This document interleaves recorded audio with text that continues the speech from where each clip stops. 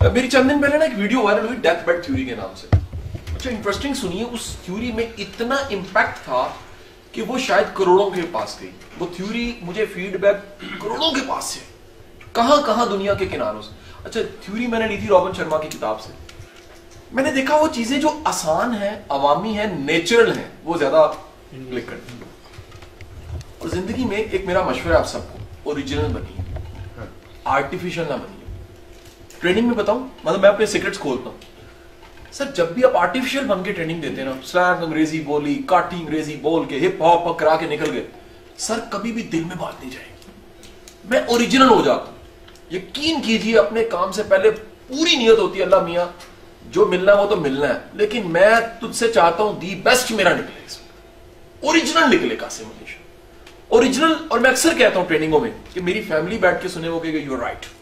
1% बच्चे से लेके बेगम, कोई माँ बहन भाई, कोई वो ये नहीं कहेगा झूठ बोल रहा है, ये जो कह रहा है ये हम जानते हैं, ऐसे ही कर रहा है हजूर।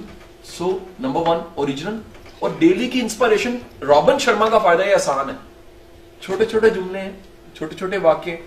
बैठिएगा, आपका सवाल मैं लेता हूं, एक वाक्य मजीद कोट कर देता हूं, मजा देगा आपको। ये पिछले दिनों ये दूसरी मेरी बड़ी वायरल हुई वीडियो इसलिए सुना दो, आप मजा लेंगे इस वीडियो।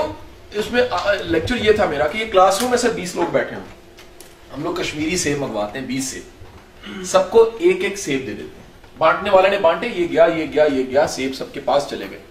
जैसे ही सबके पास सेब गए तो हमने कहा खाइए, आवाज सिर्फ एक आई, खाइए। किसी ने समझा मुकाबला है, रिसेप्शन अपनी अपनी, कोई समझा क्या है मुकाबला। उसे मुड़ और कहा वो एक और सेब, आवाज ही और नहीं मिलता। दूसरे ने कहा एक्सक्यूज मी, आवाज ही हाँ, I need a tissue paper, क्यों साफ करना जरा, नहीं मिलता। तीसरे की आवाज आई छुरी चाहिए, क्यों, कहता मुहज्जब हो के खाऊंगा, कहता टाइम नहीं है इतना, खाओ खाना तो खाओ। नेक्स्ट ने कहा एक्सक्यूज मी, अब कंप्लेन, क्या डॉट है, दागी है, आवाज कोई नहीं है, कोई जवाब नहीं। अगेन एक्सरसाइज दोबारा, एप्पल एक एक चला गया सबके पास और आवाज आई है तुम्हारी जिंदगी का आखिरी सेब है, खाओ। सर कोई गिला नहीं करेगा, कोई छुरी नहीं मांगेगा, कोई टिश्यू पेपर नहीं मांगेगा, एक एक बाइट मजा लेके खाएंगे आप। हजूर ये लाइफ भी लास्ट एप्पल है, ये दोबारा नहीं मिलती, एक बार मिली, इसकी कदर कीजिए। कुछ ऐसा नहीं हो। चंद दिन पहले एक मारूफ प्रिंसिपल थी बड़े कॉलेज की, रिटायर हो चुकी, मेरी वालदा की उम्र की, मेरे पास आई, मैं समझा के था कि मैं कहा आंटी माँ जी प्लीज ना इतनी पेन लिया करें। जब वो उन्हें बिल्कुल समझ नहीं आ रही थी, स्टक थी ना बिल्कुल, अपनी कह लीजिए पैराडाइम एक फिक्स हो चुका था।